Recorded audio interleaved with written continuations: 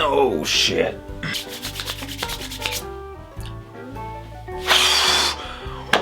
Oh man, what is up everyone? It is a late motherfucker right now, so I'm recording this at a little after midnight. You guys will see it tomorrow on Friday when everyone else is having a good time. As you can see here, we have this beautiful grenade shaped bottle that could be used as a potential large, maybe extra large anal bead. If you guys are not familiar with Blantons, then you must not be or must not have been in this whiskey bourbon world.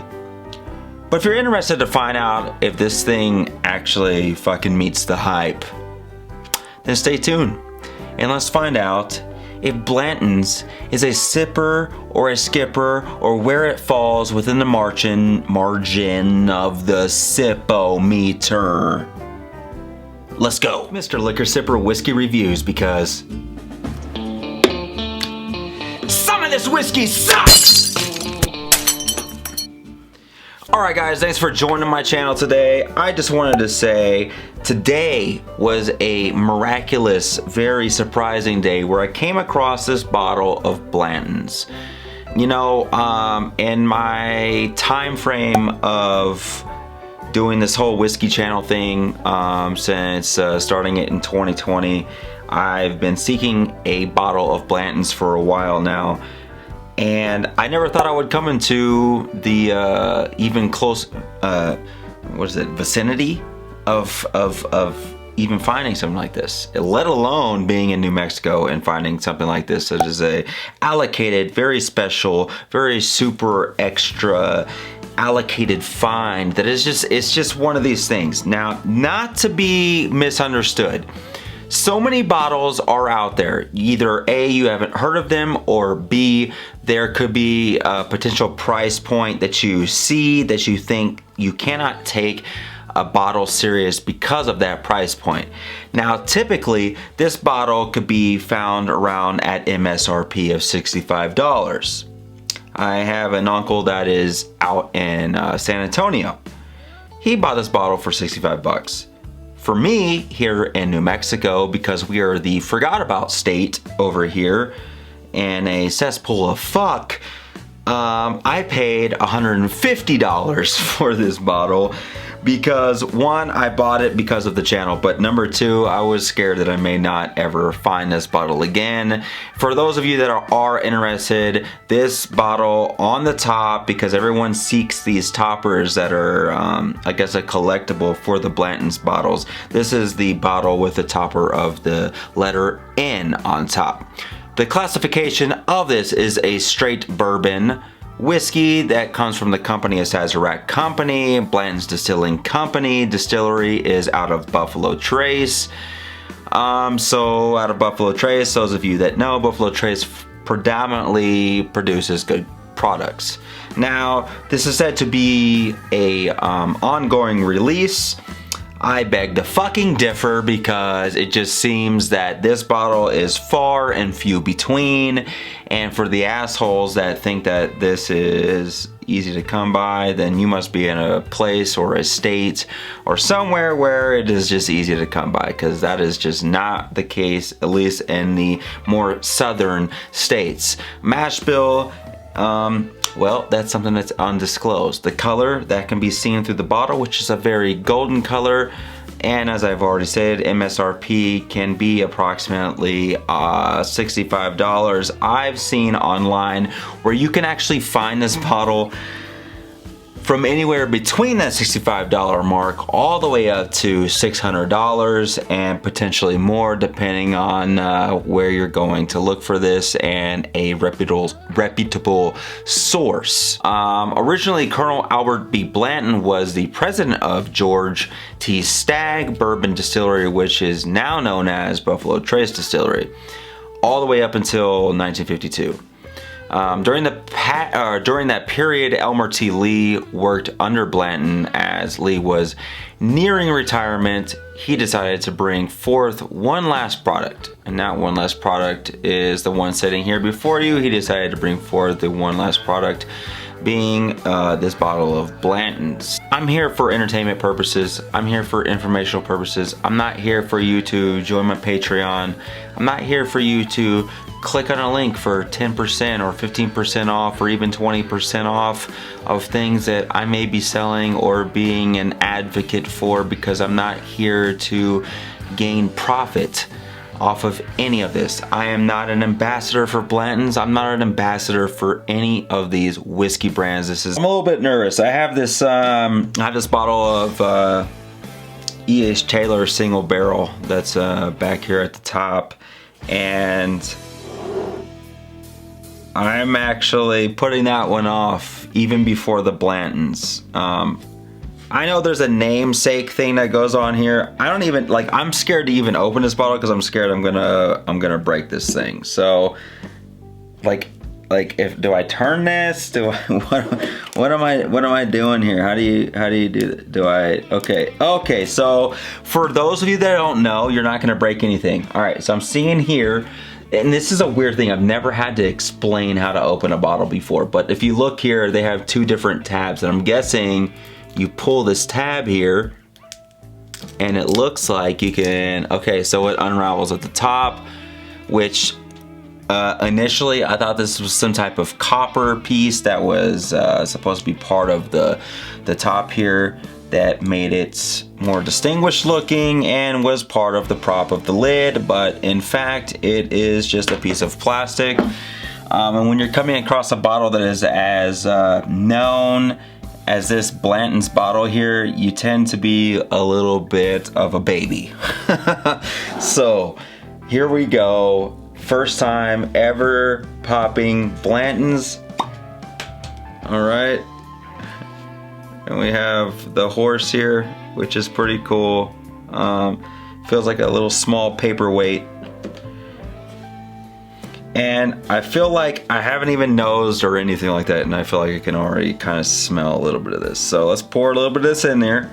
And we're doing a little bit neat. I think I have a couple, 2 to 3 drops of water that I put in here just to kind of open it up. I think earlier I was a little bit numb to this when I went and purchased this and I found it, because I didn't think I would ever get it. So, all right. Everyone's favorite part. I'm not gonna fuck off too much, but it's nosing for newbies. Here we go. All right, this smells like the aftermath of a sloppy traffic blowjob. My favorite. I don't know, it smells kind of like Lance Armstrong's bicycle seat after that long Tour de France. Did he even fucking do that thing? All right, let's go to the real nose, ladies and gentlemen, of the essence of what Blanton's is really all about. Now, I get a honey and vanilla, which I feel is something that's pretty cliche, but there's a little bit of a light bubblegum scent that's in there. There's orange citrus peel that kind of opens things up.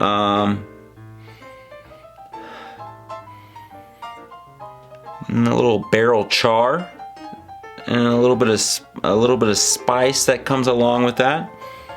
Can't be angry at that.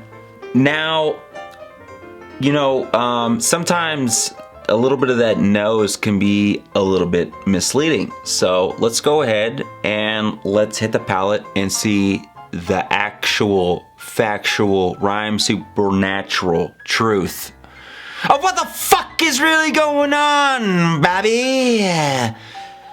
All right.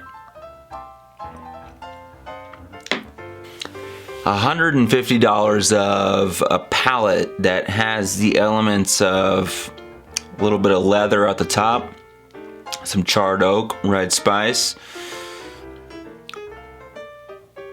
That bubble gum is still definitely in there. And I would say your classic bourbon flavors. Flavors are more subdued, but I